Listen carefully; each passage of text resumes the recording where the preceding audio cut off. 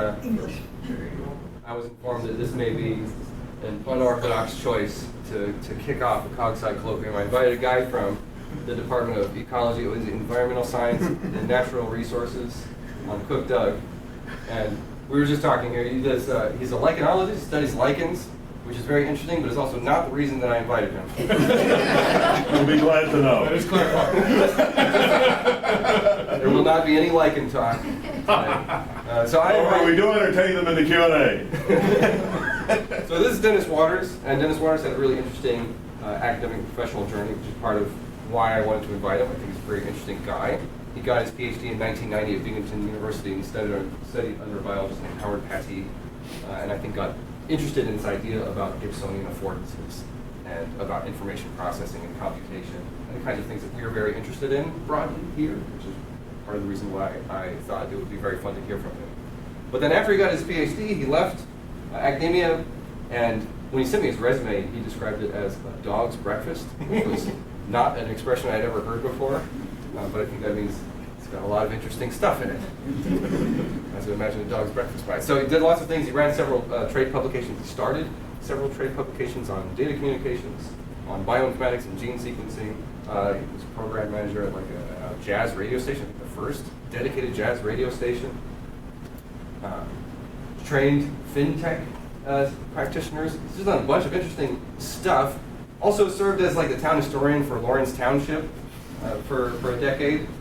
Very interesting, well-rounded guy. Anyways, after he retired from all these very interesting things, he decided to go back and study the things that interested him as a child, which was lichens. And so he came back came to Rutgers, and now he works as a visiting scientist in a lab on Cook Doug. And anyways, the reason that we got into contact is because a cognitive scientist that I know online recommended me this book. It was called Behavior and Culture in One Dimension. I thought this was really interesting. It's like a lot of things that I'm interested in. Who wrote this? This guy's at Rutgers.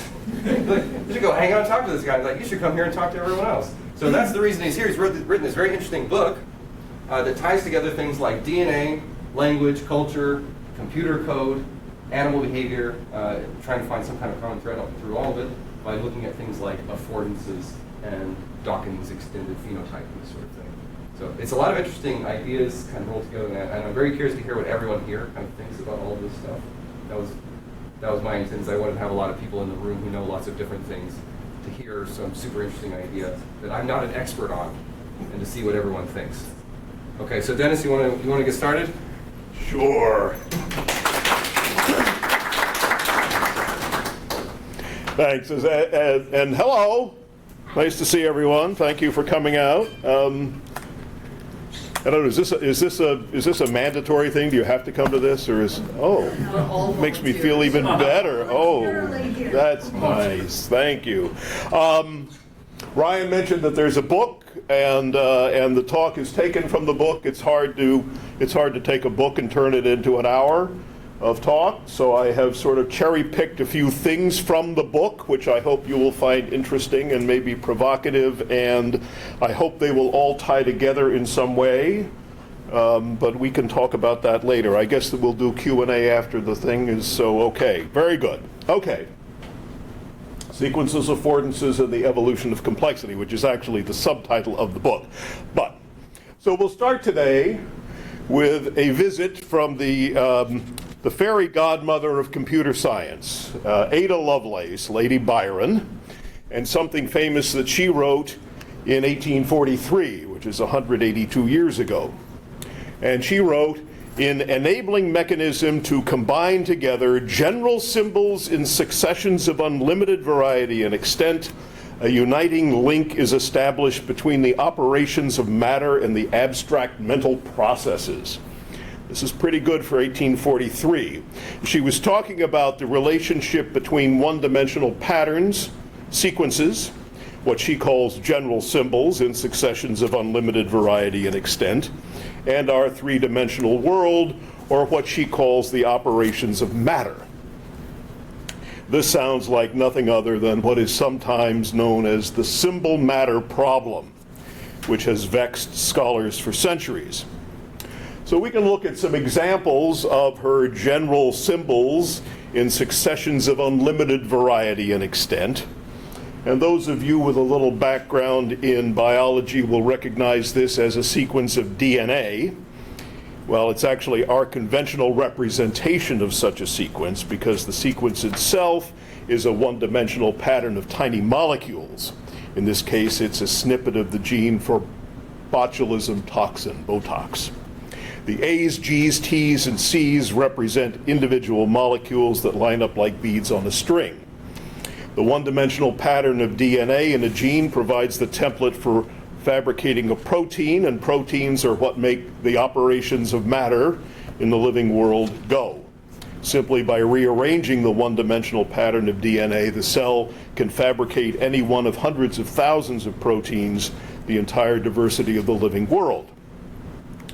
Okay, so here's another one-dimensional pattern, and you will recognize this as a sequence of text in English.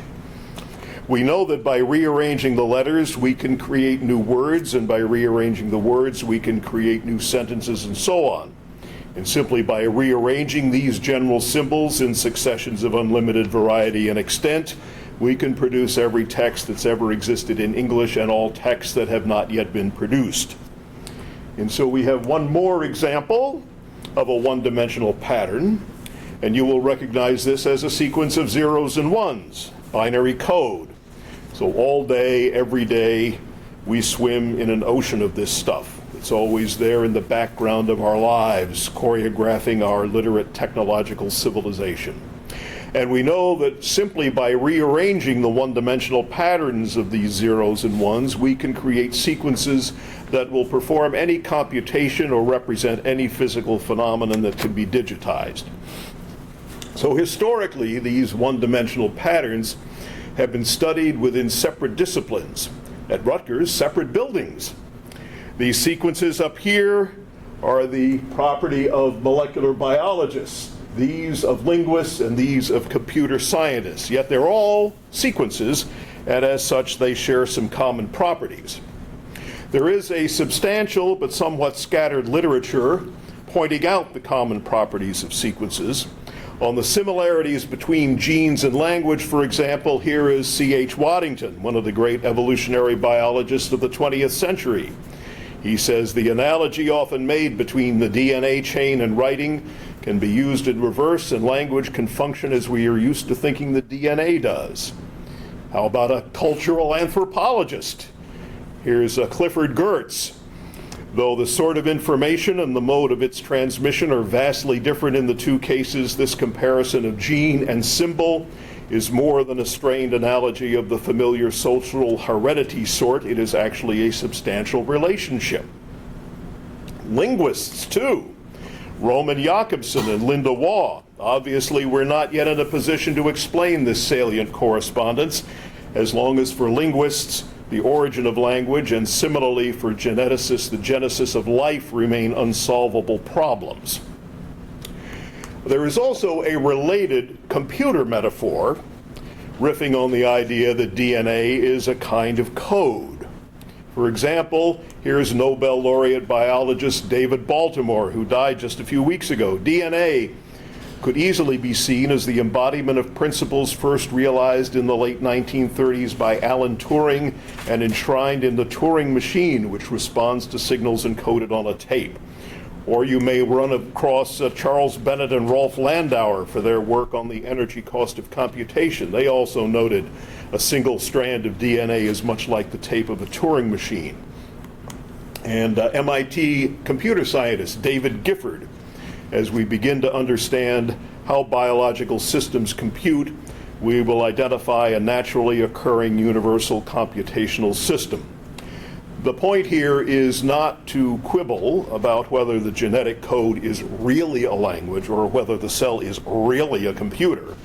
The point is to look at DNA, language, and code for what they clearly are, which is one-dimensional patterns that help to orchestrate three-dimensional behavior in the physical world.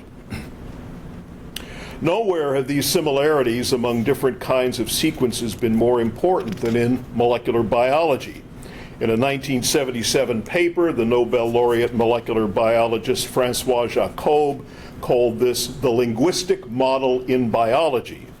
the recognition that the genetic code is like a kind of language with an alphabet, punctuation, and a grammar. Everyone knows DNA is the language of life. The processes of molecular biology have even taken on linguistic names like transcription and translation. Now, this way of thinking has proved to be enormously fruitful in molecular biology. But so far, it's been a bit of a one-way street. Thinking of the genetic code as a kind of language has been revelatory. Thinking of language as a kind of genetic code, not so much. But this is a thread I'll be picking up. In a different 1977 paper, Jacot pointed out that science often advances by noticing such similarities between different phenomena, like the genetic code and language. Two hitherto separate observations can be viewed from a new angle and seen to represent nothing but different facets of one phenomenon. So today, I'm going to try to envision that new angle with the claim that two hitherto separate observations, the genetic code and language, represent nothing but different facets of one phenomenon, a system of sequences of one-dimensional patterns. In other words, language and the genetic code are not two different things, but rather two different examples of one sort of thing. So this is a good point to introduce the work of Howard Pattee, who was my PhD advisor. Howard is still trucking along and will mark his 99th birthday next week. Pattee has been focused on questions like the symbol matter problem and the origin of life problem since the 1960s. And most of his work falls under the heading of what could be called the physics of symbols. If you'd like to read some Pattee, I would recommend a couple of papers that'll give you a flavor of his work. How Does a Molecule Become a Message? Is a classic, published in 1969. And I think of particular interest to cognitive scientists is Cell Psychology, an evolutionary approach to the symbol matter problem from 1982. Here he jumps into the dispute between Fodor and Polishin on the one hand, and the Gibbsonian direct perceptionists on the other, to explain that they are both wrong. And both papers are still good reading. Today, we're going to be working with this question as posed by Pattee: how does symbolic information actually get control of physical systems? Or as Ada Lovelace would say, how do general symbols and successions of unlimited variety and extent actually get control of the operations of matter? So the title of this talk is Sequences, Affordances, and the Evolution of Complexity, and so it is divided into three sections: sequences, affordances, and complexity. So we'll start with some background on these one-dimensional patterns, and specifically the question of how they differ from the ordinary physical world. When we ask how symbolic information gets control of physical systems, we're assuming that symbolic information and physical systems are not the same, that there is something distinctive about each, acknowledging, of course, that regardless of what they are made of, sequences are material things that obey the laws of physics like everything else. There's nothing supernatural here. When we think about Pattee's question in the context of our three flavors of sequences, we seem to have pretty good answers for two of the three. When it comes to code, certainly engineers can explain in detail how patterns of zeros and ones can operate a robot, which is certainly symbolic information gaining control of a physical system. And as for DNA, the revolution in molecular biology since the 1950s has shown how the genetic code maps from DNA to the three-dimensional folded structure of a protein. We'll talk more about protein folding after a while. Suffice it to say that we have a clear idea of how all that works. But this one in the middle, human language, we really have very little idea how this symbolic information gets control of a physical system, the physical system, of course, being us, human bodies. What I'm hoping is that by studying other systems of sequences, we may find some clues that will help. In particular, the system of genetic sequences based on DNA could prove helpful because, like us, it is a product of billions of years of evolution. And in that context, it's important to bear in mind that there have not always been sequences. One-dimensional patterns may be ubiquitous today, but if we roll back 4.5 billion years to the prebiotic Earth, sequences are nowhere to be found, just geophysics and geochemistry doing their lawful dynamic things. Well, how do you get symbolic information out of this mess? That is the question, isn't it? Sequences of all kinds, whether DNA, text, or code, exhibit properties and behaviors that we do not normally associate with physical systems. And since when we think of physics, we usually think of the big four, time, energy, space, and matter, we'll take a brief look at a few general properties of sequences in each of these contexts, starting with time. So think of a foot race. It's generally understood that in this kind of competition, the person who finishes first is always the winner. Now think of taking a test. Is it generally understood that the person who finishes first always gets the best grade? Well, not necessarily. The person who finishes first could just as easily get the worst grade.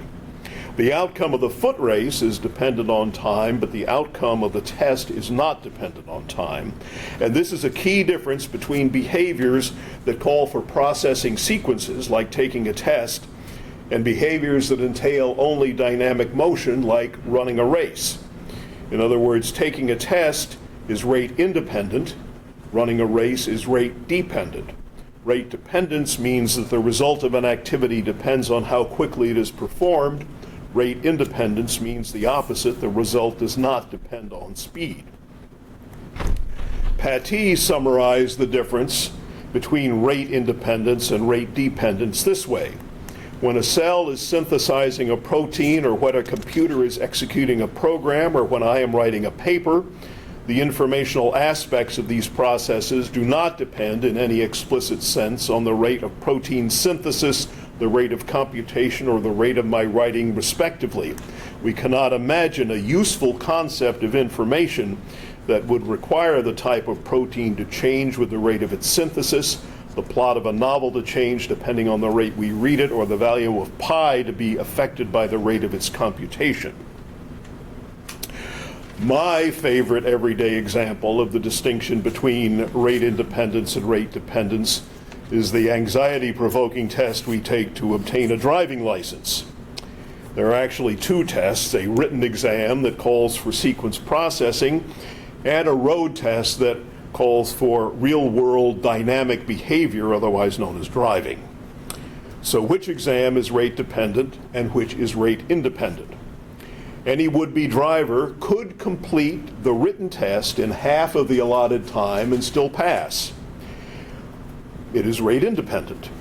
But completing the road test in half of the time allotted would no doubt terrify the examiner and lead to certain failure. It is rate dependent.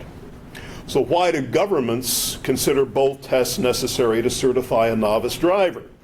Well, you could design a longer and more challenging written test, but no matter how long or challenging, the test would leave unanswered the crucial question of whether your sensory motor system is up to the task of operating an automobile. And by the same token, in principle, it's possible for a road test to assess your knowledge of every single rule in the traffic code, but such a test would take a very long time to administer. This distinction between rate independence and rate dependence manifests itself in all kinds of places, and the more you think about it, the more you see it everywhere. At a global scale, consider the two means by which nation-states resolve their differences. They can negotiate a treaty, which is a rate-independent activity that yields a test of linguistic sequences.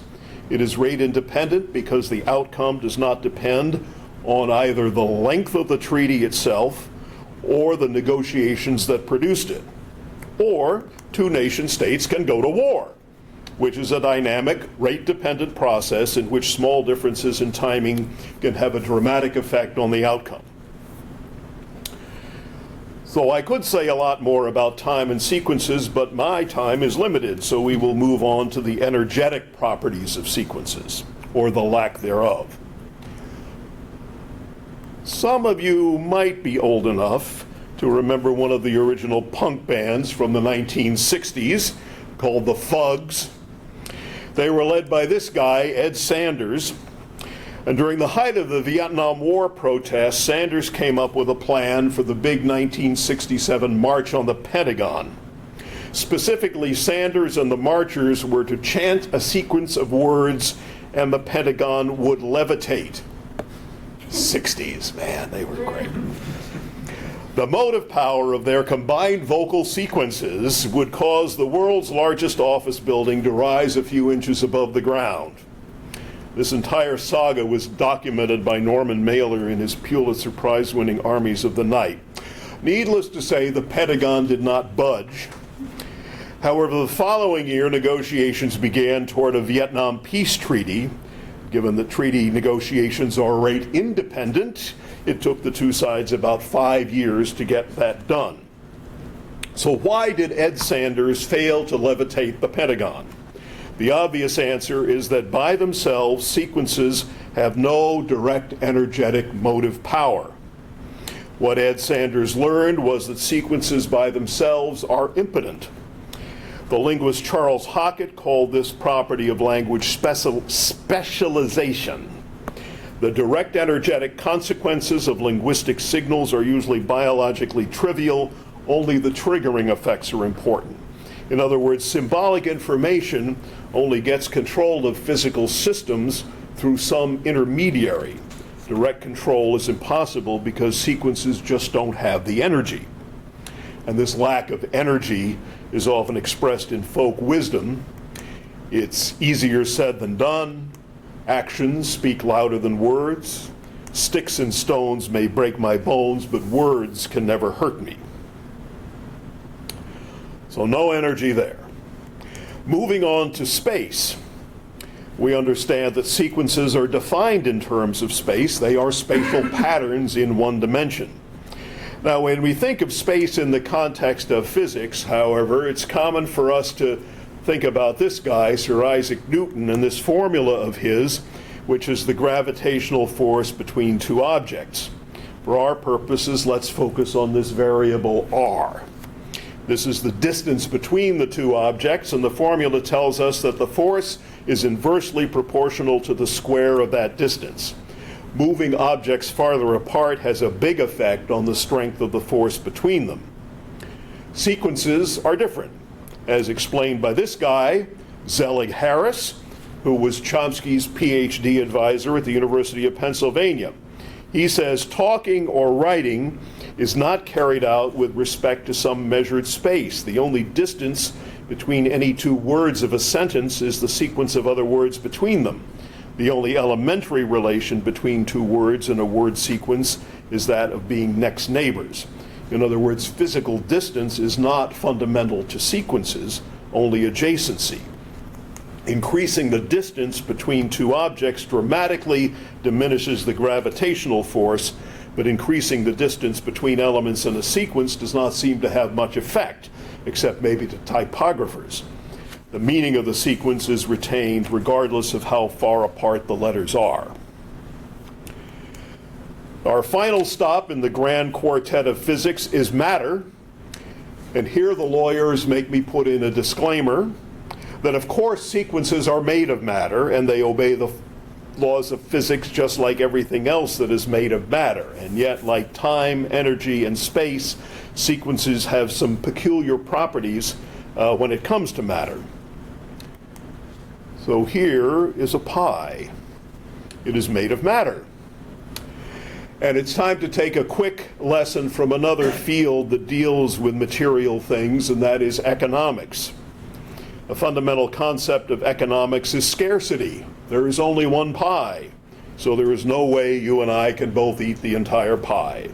Economists call pies rival goods, meaning if I eat the pie, you cannot, and vice versa. Pies can also be excludable goods, meaning I can lock the pie in a cabinet to keep you from eating it.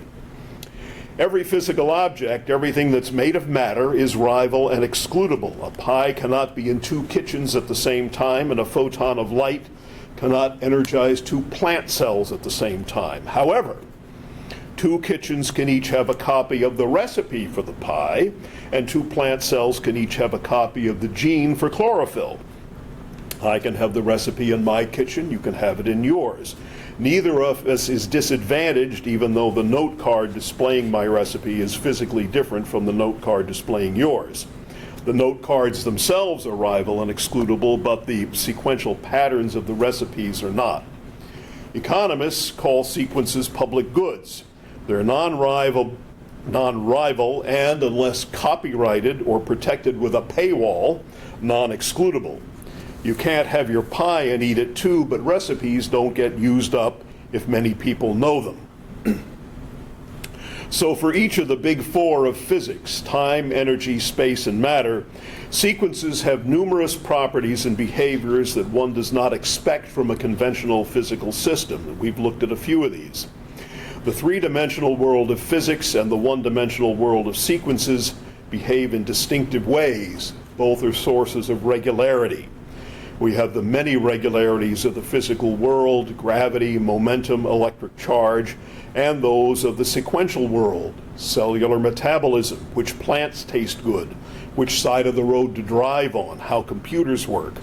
These are all behaviors we can pretty much rely on.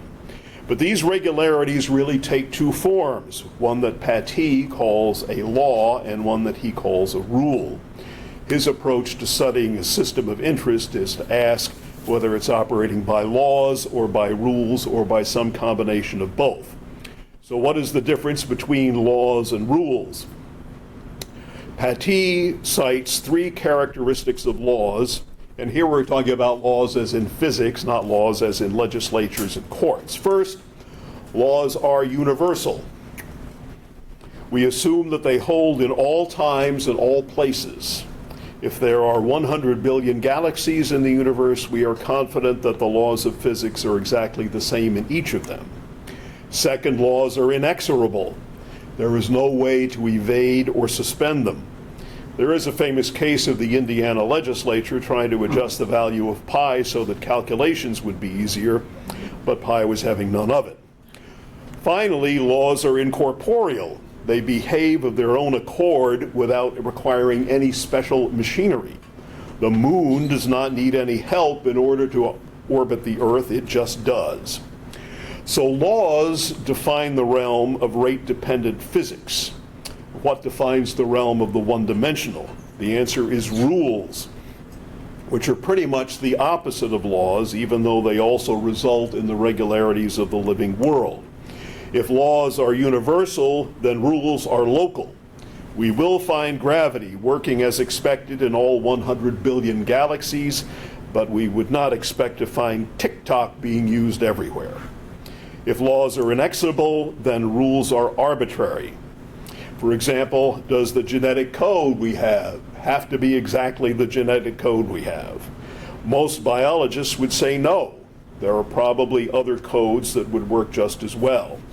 This is what we mean when we talk about life as we know it. We assume there could be other kinds of life. We don't assume there would be other laws of gravity. Finally, if laws are incorporeal, then rules are structure dependent. One-dimensional patterns must be read and replicated, and equipment is needed for that, whether it's transcribing DNA, writing down the recipe for a pie, or running a program on a digital computer. The rate-dependent world runs according to laws, and the rate-independent world runs according to rules. Okay, enough of that for now. Our point of entry for sequences into the physical world, into the operations of matter, is through a concept borrowed from perceptual psychology, and that is the affordance. In the view of James Gibson, perception evolved so that living things could exploit stable features of the environment, states of affairs that can be perceived and acted upon to the benefit of the organism. I'll have 2 related points to make about affordances. One is that affordances are far more universal in the living world than perhaps Gibson imagined, as well as far more complex. The second point is that there is a profound connection between sequences and affordances, and it is this second point that makes the first point possible. Here's Gibson's definition of an affordance: a perceivable feature of the environment that offers an opportunity for action, whether it's a tree to climb, a bug to eat, or a predator to run away from. The affordances of the environment are what it offers the animal, what it provides or furnishes, either for good or for ill. It implies the complementarity of the animal and the environment. This complementarity is important. The animal implies the environment, and the environment implies the animal. The base case for affordances is the animal in its environment. What the animal perceives are opportunities for action. Depending on the animal, a tree might offer shade or a refuge or a meal. Their perceptual systems are tuned to pick up information about affordances directly from the environment. In this particular situation, the animal is not perceiving a carrot, but rather what the carrot affords, which is probably eating, though presumably carrots could be used for other things. Where do sequences come into play? What we see here is a phenotype, an organism that is perceiving the affordance of the carrot. But we know that the construction and behavior of this rate-dependent phenotype has been orchestrated by a rate-independent genotype, which is a very long sequence of DNA. So somewhere in that genotype are sequences that have guided the developments of this animal's sensory motor system so that it can perceive and respond to this affordance. If the animal and the affordance are complementary, what does that imply about the genetic sequence that gave us the animal in the first place? How are we to understand the relationship between that sequence and that affordance? Although Gibson played with it a little, he did not fully describe the universality of the affordance concept. It's not simply a matter of animals with complex nervous systems navigating complex environments. It scales from the cellular and even the molecular level to more extensive scales of time and distance. As Howard Paty has noted, cells do not have feet and ears, but they have motility and irritability, which are the basic functions of feet and ears. And single cells absolutely do have affordances. An amoeba can recognize and respond to food just as surely as a rabbit and a carrot. There's even an amoeba called difflugia that gathers material from its environment to construct an external shell for itself. This ability to recognize and manipulate suitable materials, not bad for a single cell. Affordances can be described at even a smaller scale than the cell, and that is the molecular level. You probably know that most metabolism in the cell is governed by a group of large protein molecules called enzymes. A typical cell has many thousands of different kinds, each specialized for a particular metabolic function. In order to carry out this function, the enzyme must be able to recognize one particular molecule, which is called its substrate, and it recognizes this molecule based on its shape. Some physical aspect of the enzyme shape matches some physical aspect of the substrate shape. They come together in a process called binding, during which the enzyme performs some kind of manipulation on the substrate, in this case by breaking it in two. This is a pretty good example of an affordance. The enzyme recognizes a feature of its environment and responds with an action specific to that feature. For this enzyme, this substrate molecule affords cleaving. And as with the animal in its environment, the enzyme implies its substrate, and the substrate implies the enzyme. At the other extreme of affordances in the living world is the Arctic tern, which lives in endless summer, migrating from the Arctic Circle to the Antarctic Circle and back every year, a round trip of 20,000 miles. The tern takes advantage of seasonal changes in food supply and the long summer days in both the north and south. It's interesting to think about the affordances involved for the Arctic tern. It's one thing for a predator like this bird to perceive prey, recognizing that the prey affords eating, but it's another thing altogether for an animal to recognize that a habitat thousands of miles away affords better chances for a meal. I think of these migrations as life cycle affordances. What do Arctic terns perceive that allows them to exploit this affordance? Like other birds and a variety of species, they have evolved magnetoreception, the ability to perceive the Earth's magnetic field and use it for navigation. Humans can't directly perceive the Earth's magnetic field, but fortunately we have invented instruments so we don't feel left out.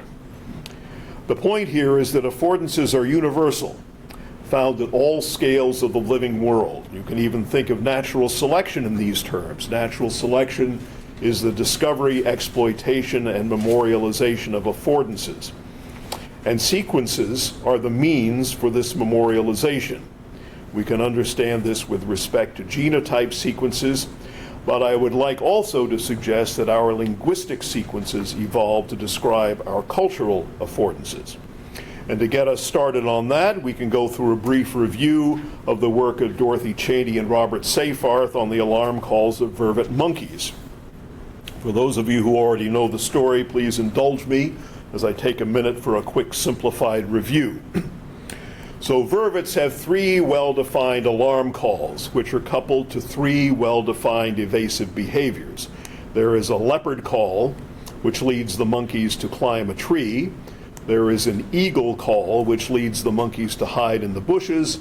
And there is a snake call, which leads the monkeys to keep an eye on the snake. You should recognize very quickly that these scenarios involve affordances, coupling a perception to a behavior. An eagle affords a threat, a bush affords protection. A leopard affords a threat, a tree affords protection, and so forth. The tricky part, of course, is that the monkey that is performing the evasive action doesn't necessarily see the eagle or see the leopard. Some other monkey sees the eagle or the leopard and makes a noise. The responding monkey hears the noise and executes the evasive behavior. The question is the nature of this noise, this alarm call. It seems to have the property of coupling the perception of one monkey to the behavior of a different monkey. The second monkey is borrowing the perceptual system of the first, or alternatively, the first monkey is choreographing the behavior of the second. There's an affordance in there somewhere, but it bridges two monkeys, one to perceive and one to act on that perception. A crucial difference between these monkey alarm calls and what we would recognize as human speech is that the monkey can't separate out the perceptual and behavioral elements of the affordance. It lacks the compositionality of human language, or what we would call a grammar. A linguist would call these holophrases.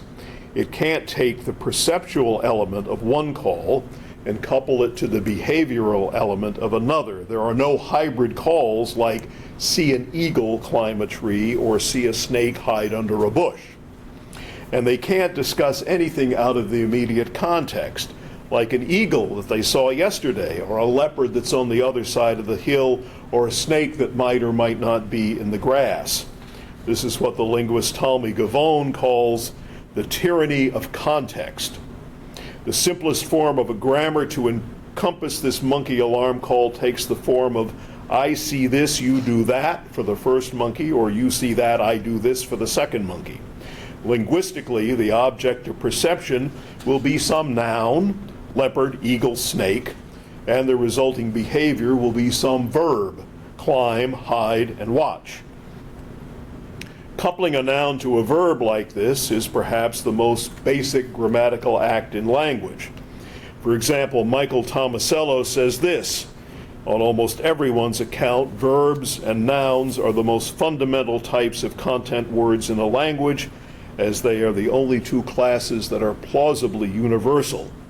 And the linguists Bern Heine and Tanya Kativa confirm this. All evidence on grammatical evolution suggests that there are no more than two types of linguistic entities. One type denoting thing-like, time-stable entities, that is, nouns, and another one denoting non-time-stable concepts such as actions, activities, and events. We have here this idea of time stability and non-time stability, which sounds vaguely like rate dependence and rate independence. So in essence, nouns and verbs describe the elements of an affordance. nouns the objects of perception, and verbs the salient behavioral responses. Language allows the novel combination and recombination of these nouns and verbs to describe an almost limitless number of affordances. Anything you see that can be described by a noun, and anything you do that can be described by a verb can be coupled to describe an affordance, subject, of course, to physical plausibility. There's no time for me to get very far into alternative splicing and recombination of protein domains, but I would like to quickly point out that DNA sequences also have the equivalence of nouns and verbs that can be mixed and matched to recognize and act upon molecular affordances. Enzymes need to bind to their substrate, and then they need to catalyze some reaction. And this fellow, Wally Gilbert, who won the Nobel Prize, first discussed this in 1978, after it was discovered that in higher organisms there are subsegments of DNA that describe discrete parts of proteins, and that these parts can be recombined in different ways to create new proteins. In other words, just as nouns and verbs can be recombined to describe novel affordances, noun-like and verb-like subsegments of genes can be mixed and matched to compose an open-ended variety of binding and catalytic couplings. This process is now thought to be responsible for most of the diversification of higher organisms. So it seems that we are seeing a general property of sequences and affordances. But to escape the tyranny of context, sequences must be able to describe affordances beyond the immediate here and now. So it's time to bring in the work of Richard Dawkins. Yikes. Just as Gibson will go down in history for coining affordance, so will Dawkins go down in history for coining meme. But this afternoon, it's another coinage of Dawkins that I would like to explore, and that is the extended phenotype. His point is that biologists have historically thought of the genotype-phenotype relationship as existing within one physical body. The genotype orchestrates construction of the phenotype, an independent organism which, if sufficiently fit, will go on to produce the next generation of genotypes. What Dawkins noticed was that the behaviors orchestrated by one organism's genotype are not always performed by that organism itself. Sometimes those behaviors are executed by something outside the body. In other words, the phenotype is extended into the environment.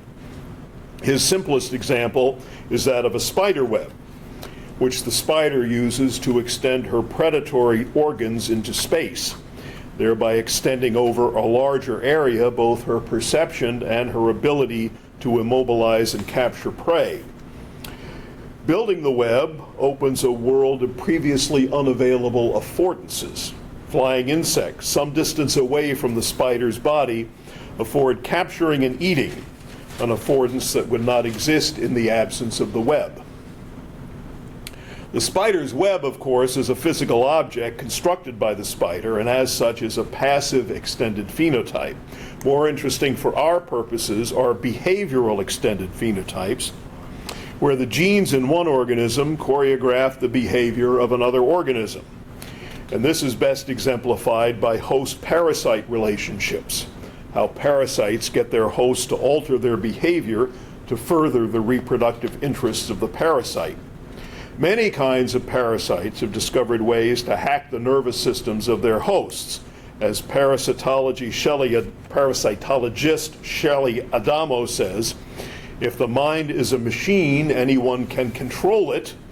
Anyone, that is, who knows the code and has access to the machinery. In this context, of course, we must talk about zombie ants. Many of you will know the story.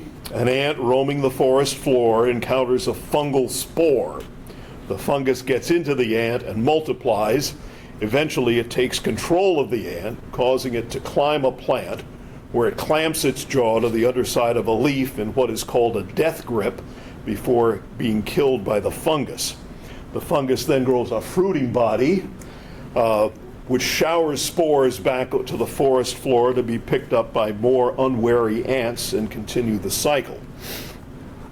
So let's unpack this a little bit.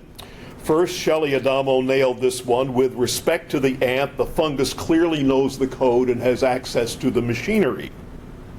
And it can operate that machinery with great precision. The height, orientation, and timing of the death grip can all be precisely controlled by the fungus.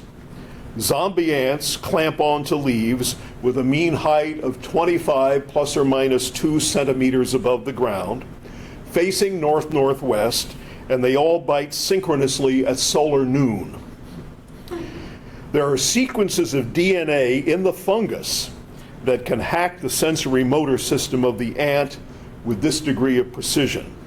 Adamo calls parasites like this evolution's neurobiologists, but I prefer to call them evolution's cognitive scientists. So where is the affordance in all of this? Well, first of all, we're not talking about affordances for the poor ant. The ant has very little say in the matter. So the affordances must be for the fungus. But the fungus is a simple organism. It has no eyes to see the plant, no legs to climb it, and no jaws to clamp onto the leaf. It does not know when solar noon is or what direction is north-northwest. What we have to say, I think, is that this is a contingent affordance. The plant affords all of this to the fungus, contingent upon the availability of an ant. Our language, of course, especially our written texts, are far more complex than simple combinations of nouns and verbs subject to the tyranny of context. We have verb tenses indicating affordances in the past or in the future. We have modals indicating contingencies and probabilities of action, affordances which might or could or will or won't or must exist. We have prepositions that can place affordances distant in time and space, over the hill, on another planet, under the sea, in a few weeks. We have deictics that describe affordances with respect to the speaker, here and there, this and that, now and then. Don't have time to explore this, but one interesting feature of all of these grammatical elements is that they form a closed class. We've inherited a finite set of prepositions, modals, and deictics, and new ones are not being invented or coined. Try coining a new preposition, I dare you. This is a contrast with nouns and verbs and adjectives and adverbs, which are open classes where new members are being coined all the time. Now, what all of these elements of grammar do, and I call them the grammar of extension, is to describe affordances that have been freed from Talmy-Gavon's tyranny of context. We can extend affordances into distant places, into future times, and with varying probabilities of existence. The fungus has to find the ant. Vervets cannot, but we can discuss an eagle that we saw yesterday, or a leopard that's on the other side of the hill, or a snake that might or might not be in the grass. In 2014, after a 10-year voyage, the spacecraft Rosetta began orbiting a comet and launched a landing module to touch down on the comet, which it did. Translating this achievement into the language of affordances, we could say that for a spacecraft, a comet affords landing. But of course, there's a whole lot more going on here than in an everyday affordance. When Rosetta was launched, the comet was far distant in space and time, and the success of the mission depended on a series of contingencies. Every calculation had to be correct, and every piece of equipment had to perform as designed. The affordance for a spacecraft a comet affords landing was not tangibly present. Comets do not afford landing in a world bounded by the here and now and must, only in a world extended into the there and then and might. And this is what our complex grammar of extension affords. So we have talked about sequences and affordances. Where does that lead us? How is it relevant to cognitive science? So I'd like to end this afternoon with a couple of properties of systems of sequences, one being self-reference and the other being folding. Each discipline seems to have its own vocabulary for discussing this property of sequences. Computer scientists would call it recursion, Hockett would call it reflexivity, Chomsky might call it merge, and so forth. I like to call it self-reference, because that's what I've always called it. The idea is that sequences can become affordances for other sequences. In other words, one-dimensional patterns can be recognized and acted upon. More importantly, this is an open-ended process. It can continue without limit, adding new levels of complexity as it goes along. So here's a famous scene from the Odyssey. Odysseus knows that to hear the sweet song of the sirens is inevitably fatal. They use their incomparably sublime melodies as bait to lure travelers to their deaths. Sailors know that the only way to survive an encounter with the sirens is to plug their ears with wax so the music can't be heard. Yet Odysseus is determined to hear it nonetheless, and to make this happen, he has his crew tie him to the mast of his ship so that he cannot move and be drawn to the sirens when he hears them. Besides this physical constraint, he adds a sequential constraint.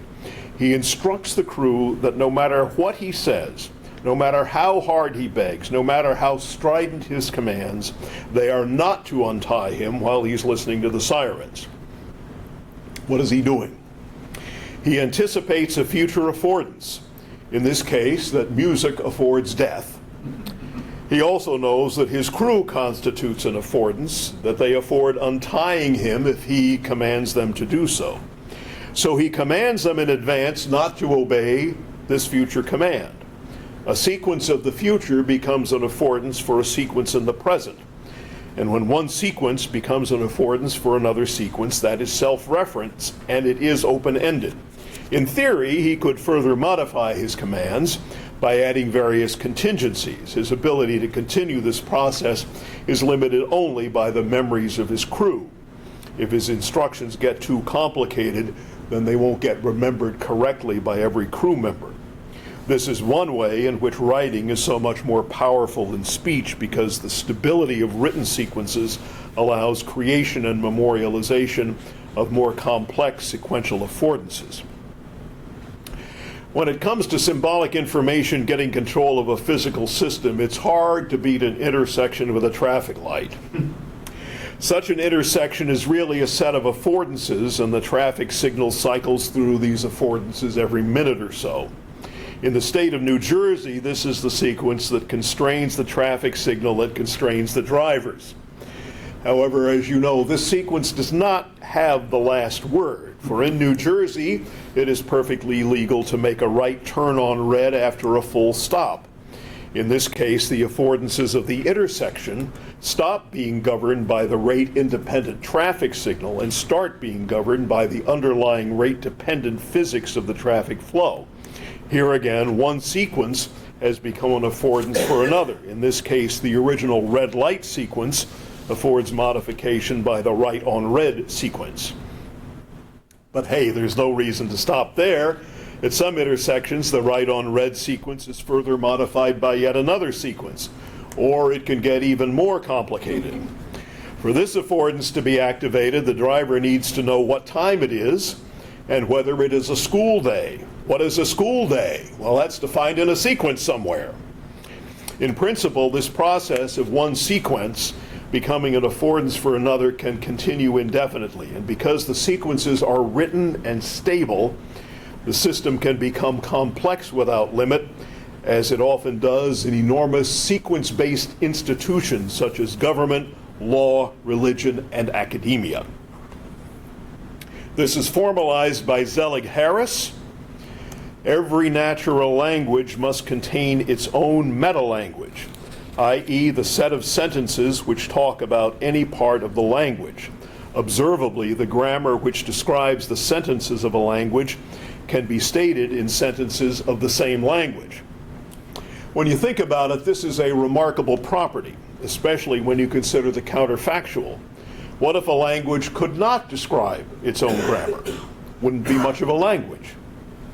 I don't think I can overemphasize the importance of literacy and writing in this discussion. Constructing a grammar is a profoundly literary activity. It's hard for us to imagine how a pre-literate culture would have thought about language. How could such a culture come to an understanding that their language can be broken down into parts without a written version to refer to? Okay. When talking about the symbol matter problem, at some point you can no longer avoid talking about protein folding, because this is how symbolic information actually gets control of physical systems in the cell. Protein folding has gotten quite a bit of attention lately because of the success of the latest generation of AI folding predictors like Google's AlphaFold. Modeling the folding of proteins on a digital computer was long understood to be one of the hardest problems in either biology or computer science, and this is because folding is a purely rate-dependent dynamical process involving the simultaneous motion and interactive forces of hundreds of molecules. For those of you who remember some molecular biology, this will be review, namely the steps that the cell takes to convert one-dimensional sequences to three-dimensional behavior going from DNA to proteins. So we start here at the top with a part of a gene, a sequence of DNA. The first step is to copy the DNA sequence into a complementary sequence of RNA, and this process is called transcription. And here you see very clearly Francois Jacob's linguistic model in biology, as with the next step, which is translation. The translation step is where the genetic code comes into play. Nature builds proteins by laying out sequences of 20 different amino acids. The pattern of the amino acids in the protein sequence is dependent on the pattern of nucleotides in the RNA sequence, and the genetic code is what maps one sequence to the other. In particular, it takes the RNA nucleotides 3 at a time, with each triplet corresponding to a unique amino acid. So you start with a unique sequence of DNA, that's transcribed to a unique sequence of RNA, and that's translated into a unique sequence of amino acids to form the backbone of a protein. And as we contemplate a simplified diagram like this, it's useful to remind ourselves that these processes are all carried out by a battalion of highly specialized molecules. The genetic code is not incorporeal. It needs an actual physical mechanism to execute it, to get from symbolic information to physical system, and that mechanism is nothing but a bunch of tiny molecules carrying out specific tasks. Molecules that are themselves the products of the process they enable. Okay, so we ended the last slide with a one-dimensional sequence of amino acids. How long is that sequence? Well, mostly between 100 and 1,000 amino acids, although there are outliers on both tails. The thing is that string of amino acids does not remain one-dimensional for very long. It quickly and spontaneously folds up into a three-dimensional shape, and it is that shape that gives it all of its functional properties. If it's an enzyme, that shape is specific to the substrate affordance that the enzyme identifies and manipulates. And the key fact is that this process, this folding process, is deterministic. Each unique one-dimensional chain of amino acids gives rise to exactly one three-dimensional structure. You just lay them out in a row and let the laws of physics do the rest.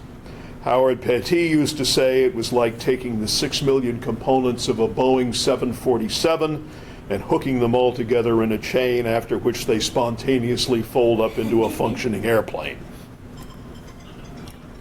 So let's retrace our steps. We started with a specific sequence of DNA that was transcribed into a specific sequence of RNA.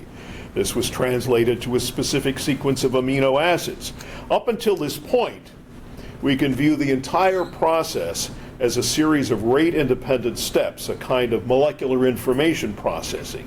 And then the entire system dramatically pivots into a rate-dependent dynamics as the amino acid chain folds up into a protein with a specific functional shape. The key point is that it manages to execute this pivot without losing specificity. Any given sequence of DNA will reliably yield a specific protein shape, but the reliability has two sources. First is the rule-governed reliability of transcription and translation, which in turn is due to the reliability of the underlying molecular mechanism. Second is the law-governed reliability of physical dynamics. Folding is rate-dependent and dynamic, as different as can be from transcription and translation. So when we ask the question of how symbolic information actually gets control of physical systems, we see how the cell does it. Through a universal process where a one-dimensional pattern of DNA specifies the functional shape of a three-dimensional protein. The pipeline from sequence to function is half rate-independent information processing, half rate-dependent physical dynamics, or half rule-governed and half law-governed. And finally, to return to our original three examples of sequences, we know how cells get control of physical systems using sequences of DNA. And we know how engineers get control of physical systems using code, sequences of zeros and ones. What we don't know is how sequences of human language do it, except for the obvious fact that language needs human brains and bodies to make it happen. So as we work on this question, there are a couple of possible models to contemplate. One is whether cognition is some sort of church-Turing computation, and the other is whether cognition is some combination of rate-independent sequence processing and rate-dependent physical dynamics somehow taken together or working together like protein folding. I'll close with this slide. I'm not going to give you much detail on it, but simply to point it out that there's a what I call a continuum of abstraction that starts at one end with physics and ends at the other end with computation. And if we go back to our friend Ada Lovelace, combining general symbols in succession of unlimited variety and extent, we are talking about connecting the operations of matter and the abstract mental processes. And there are a number of different steps along that path, which are evolutionary steps and steps that I think are useful to think of in the context of cognitive science. So I will say at that point, thank you very much. This is the book, and I'd be happy, I guess, to take some questions. Yeah, we going to do that? Great. Thank you.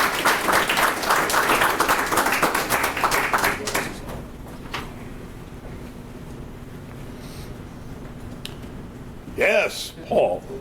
Thanks. Lots to think about. So as many disparate things as you brought together very nicely, I feel like there's still like a big thing missing.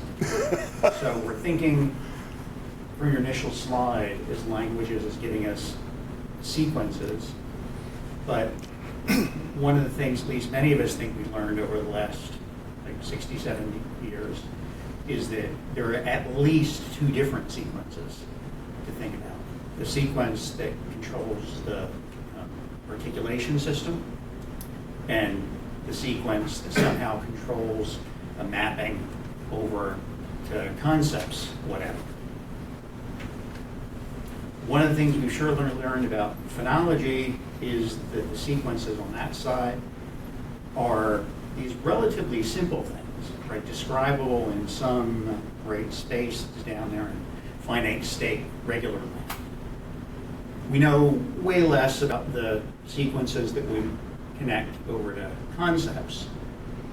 The one thing we have some good reason to believe is that the system of syntax that connects them is doing something that's more than what's going on the phonological side, and may even be a bit more than what's going on the other side, right? And so, but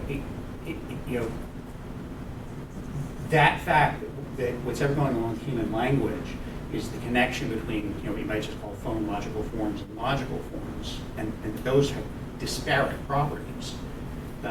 That feels like it's not unrelated to the fact that 20 million years ago, you've got primates with about 6 calls. And then very, very fast, you've got a species where the average child acquires 8,000 lexical items, is exploding. And you've got, ravens, crazy smart animals with articulatory systems, but not a whole lot of where I talk. I mean, there's something about human language, right, where part of the magic is connecting sequences that, as you nicely put it, have control over some kind of matter, connecting them in a way that we just don't see in other animals, right? And so the syntax really does seem to matter. And whatever the syntax is doing, it's not merely one more sequence. It's something that's somehow connecting a capacity to generate sequences that control the articulators with sequences that control the mind stuff. And so I feel like that's if we want to talk sequences and connections to affordances, like at a minimum, you got to have that on the map. Yeah, I think that I deal primarily with sequences as physical objects. That is, sequences that exist in the world. Sequences, I don't know that sequences have been seen as such in the brain. So when I think of sequences, I tend to be a black box kind of guy, looking at the brain as a black box and inputs and outputs of sequences and behaviors, without thinking too much about exactly how that is happening. So I will, that's a caveat I would add to all of this. But the structure, the grammatical structure of language and speech, particularly, I think is very reflective of the structure of the world, and that's where the affordances come into this to this picture. C.H. Waddington said, what did C.H. Waddington say? He said, language must have been produced by natural selection, and natural selection is really only concerned with effects in the environment, that is, the effects in the real world. Natural selection doesn't care what you think about tigers. Natural selection cares about what you do about tigers. So it's really a matter of what's happening in the world as opposed to what's happening in the head. So when I think of the structure of the world and think of the way language must have evolved, I think that it is a reflection of the structure of the environment and the complexity that we are able to achieve as our grammar has grown more complex over the millennia, allows us to create and exploit all of the affordances that we see here today. Even if I believe that, which I don't for a second, but even if I believe that at the level of thought, so that there is a grammar of cognition that humans share with other primates. So even if I believed that stuff was all about affordances and relation to the environment, the grammar, the syntax that emerged in our species, best guess is something on the order of 200,000 years ago, but surely not more than 7 million years ago.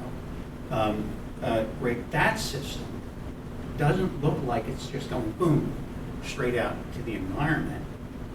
That system of syntax is somehow connecting this stuff that gets control of your vocal apparatus, which, you talk to a lot of phonologists there, they'll talk in exactly your terms. There's a score, a recipe for getting your mouth moving in a certain way, and that's it's not even so hard to get Gibbon's head around how that aspect of human language is getting its grip on matter. Harder to think about how something like a logical form in the linguist sense gets its grip on the mind. There are ideas out there, but that system of syntax, which is somehow coordinating the phonology and the meaning, we have excellent reason to think has computational properties that differ from the computational and phonological system, and excellent reason for thinking it doesn't connect straight out to the environment. So I feel like if I wanted to spell this story out, what I would want to do is try to get a grip, let's say in affordance talk, if you like that, about how thought is meeting, or some aspect of thought is meeting the environment. But to say that the syntax of a transformational grammar that is doing that. That I feel like I'd have to see that spelled out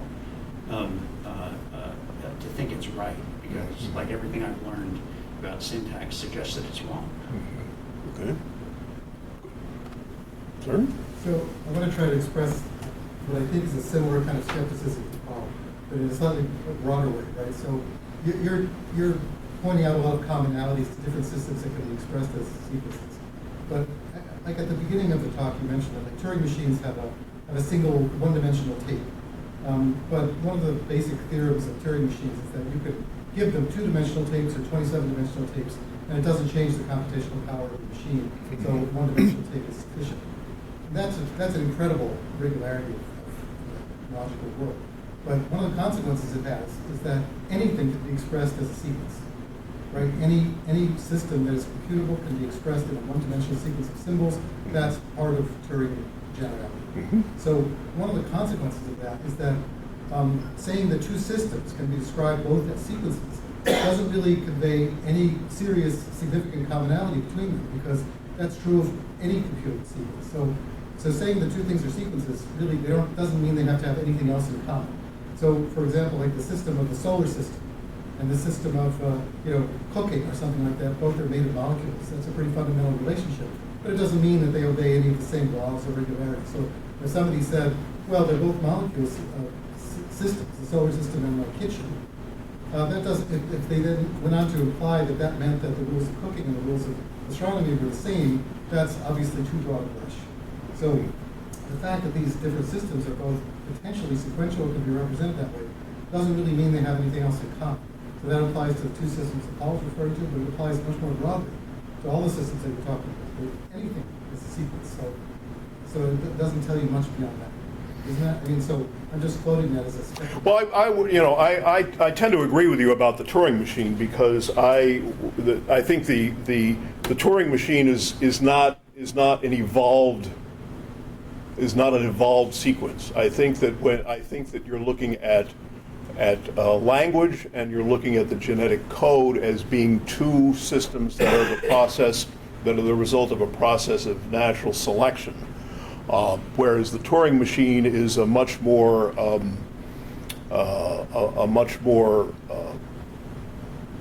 as a computational device is more conventional and is not something that has arisen as a result of some sort of natural process. So I do think that the other two are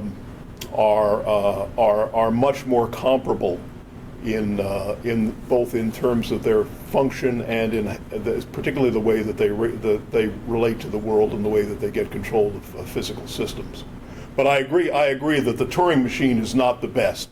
But that wasn't quite my point. The Turing machines are an artifact of a skilled way of approaching a mathematical problem. Right. But that's not the point. The point is that the theorem says that things that have structure in multiple dimensions can always be reduced to one dimension.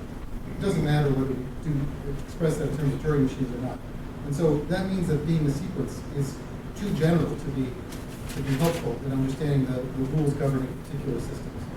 That's the point of it. It's not about Turing machines. Yeah, I think that the systems that we know of, the one-dimensional systems, which are physical and evolved, specifically the genetic code and language, are not that sort of abstract thing that you can think about the different ways that it could be created. We have very specific ones that we have that have evolved, and I think it's reasonable to compare them and look for similarities in structure and function. Yes. To follow up on the distinction you're drawing, I just want to make sure I understand. So, to make this a fun version of a question. So, 20 years ago, the U.S. government developed something called Stuxnet, which was a computer virus that it then sort of littered across the forest floor, and it was picked up by Iranian scientists, and when it got into the centrifuges refining uranium, it caused them to go into a death grip and blow themselves up. Yes. And so are you arguing that the fact that in that case it's an engineered ones and zeros kind of sequence, it's fundamentally different than the cordyceps fungus DNA encoded sequence? Well, it is engineered, and it is based on computation. So in that sense, I would say yes, it is different. I mean, I think the point I'm trying to make with the zombie ants is that you're seeing sequences that are in one organism dramatically affect the sequences that are, or override, shall we say, the sequences in another organism. The way the ant would normally behave is being completely overridden by something that's being produced by the fungus. Now, we don't know in most of these cases of behavioral parasitism whether or not the parasite is causing the DNA of the ant to do something, or whether it is producing something itself that's causing this. The mechanism for that is not fully understood, but it's clear that something in the fungus is causing the ant to behave in a sort of non-standard way, and that's the result of the genetic sequences in the fungus. Yes. I'm not a linguist. I'm going to ask a fundamentally ignorant question. Is language a sequence? In other words, in English, the meaning of a sentence is only determinable from the sequence. But there are plenty of languages which are highly inflected and highly defined, where the meaning of the sentence is unambiguous regardless of the ordering of the words. Mm-hmm. In addition, when I verbalize something, there's some stuff in my mind, which is what I want to express or what I'm thinking about. And the translation into a sequence, which is limited by the fact that I can only produce one sound at a time, is somewhat secondary to the organization of the material in my brain, I experience. Mm-hmm.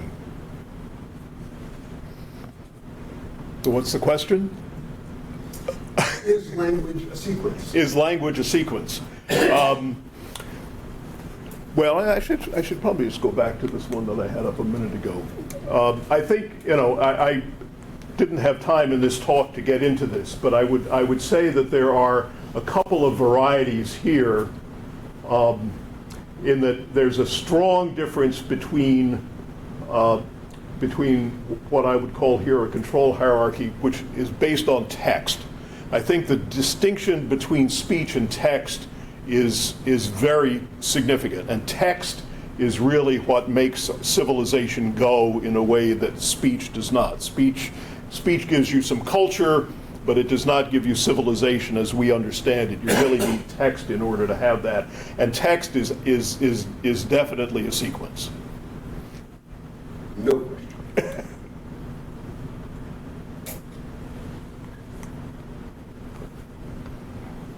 I'm Yes. allowed to ask questions. Go ahead. So, one thing to pick up on what Jacob is saying, that anything computable can be described as a sequence, and thinking about physics, it seems to me, I'm not a physicist or a biologist, but it seems like the one-dimensionality, I think in all of these cases, is a byproduct of physics, or it's like some constraint imposed by physics. Like in the case of speech, I don't have a way of articulating. If we think that language is composed of hierarchical structures, I don't have a way to articulate a hierarchical structure. I can only articulate it as a sequence because of sound, and that's why sentences are sometimes ambiguous. And I assume that the same is true of DNA, that you can't directly encode the shape of a protein, and so you encode it instead as like the sequence of amino acids, and then you let the physics take care of it. That's the way that nature figured out how to do it.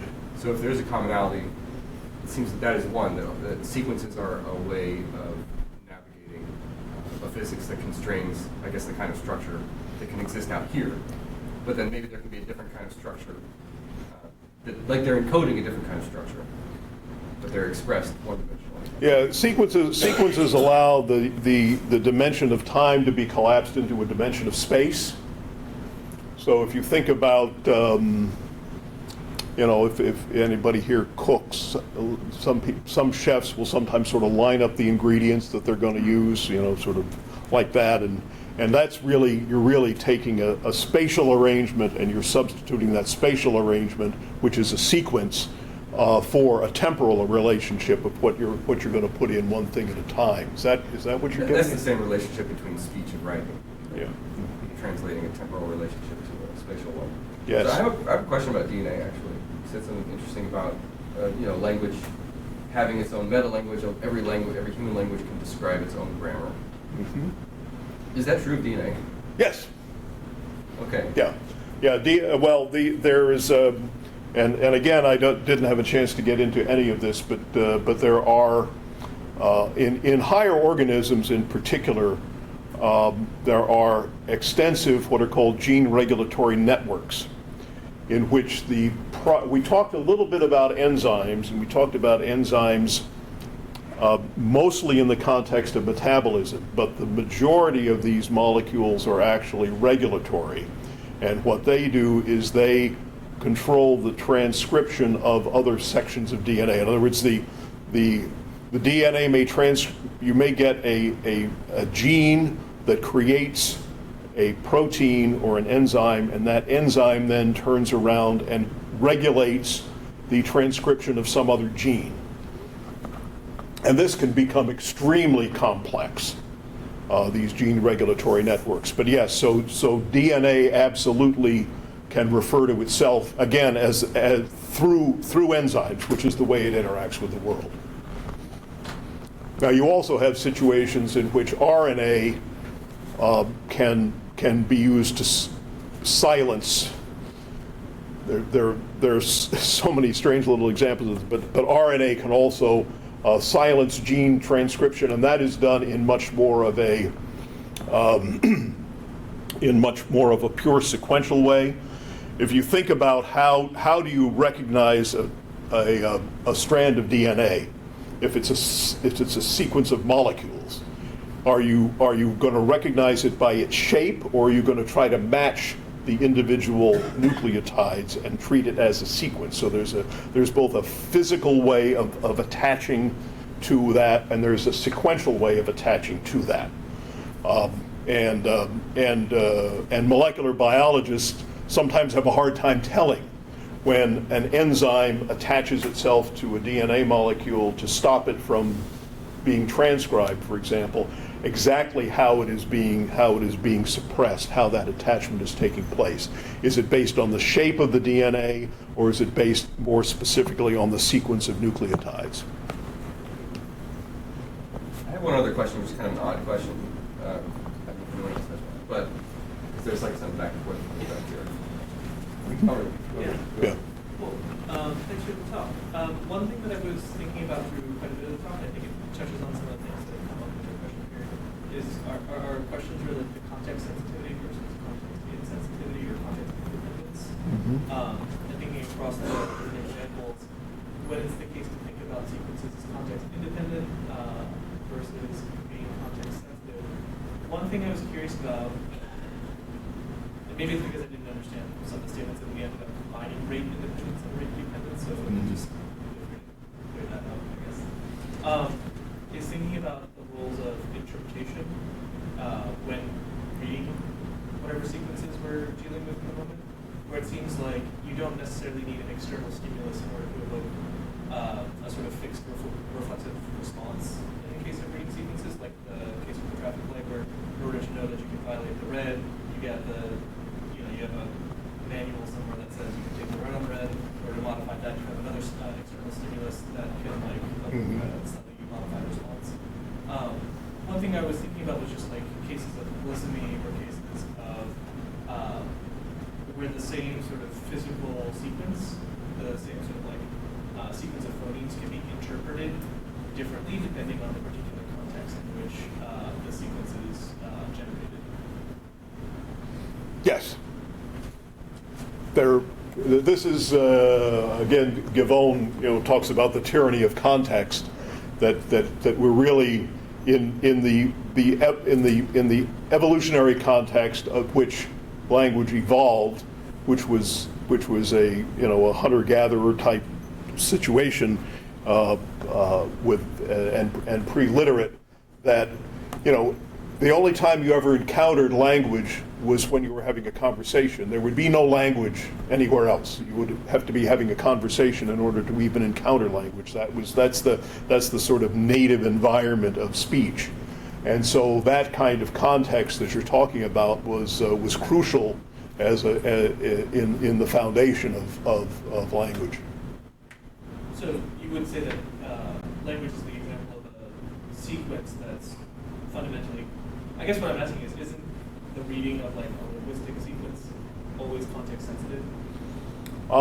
Yes, I mean, I think there's a continuum in the sense that that the more you move in the direction of text, then the more you don't need context. In other words, one of the things that text gives you instead of over speech is that it allows you to be much less context dependent. You can build the context into the text that you're creating, and then when you get to the other extreme of it in computation, then there is no more context. Everything is explicit. I guess that's why I wanted to use the word interpretation explicitly, where it's like, I understand that the physical stimulus is exactly the same as it was before, right? Like, I can read a printed text from the 1600s or from 2,300 years ago, right? But I have to interpret the text, and the interpretation of the text might depend on the context. I guess that's what was confusing. It seems like sometimes it seemed like it was straightforward to say that the physical stimulus was context invariant, was consistent across time.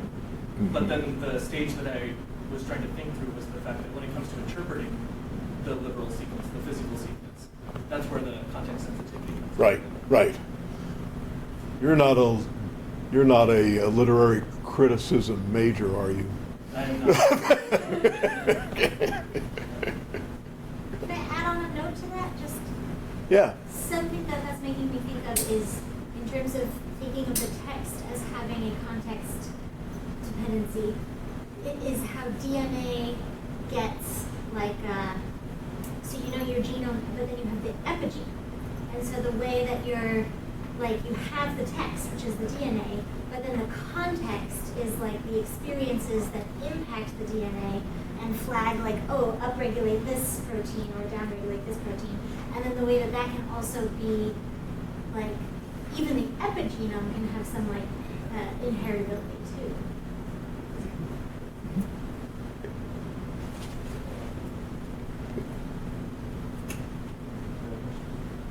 Okay, I would like to leave with one question for you to offer us something.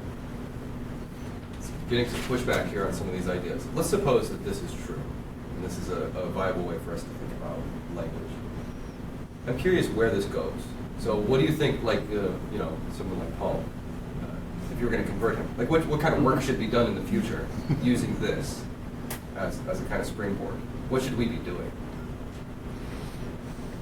That's kind of a big question. But. Big question. It's when I would probably punt to the next generation. It's. But that's kind of what struck my curiosity reading this is thinking, okay, it's a new framework that I wouldn't have thought to ever use, coming from a different field. Yeah. And my first thought is, can I use this? Right. What should I do with it? Well, I'm not sure. I don't know that you, as a linguist, I don't know that you would. Are there experiments that you would do? I would have to think about that. It's a great question. But, so we'll have to know later. You can tell me. Okay, I'll figure it out by then for sure. All right, I think we can wrap up. Thanks for coming here. Thank you. We give every speaker a gift. Oh, Piece of swag. That's for you. Thank you very much. And we're going to have a reception in A139 right over Okay. here. There's going to be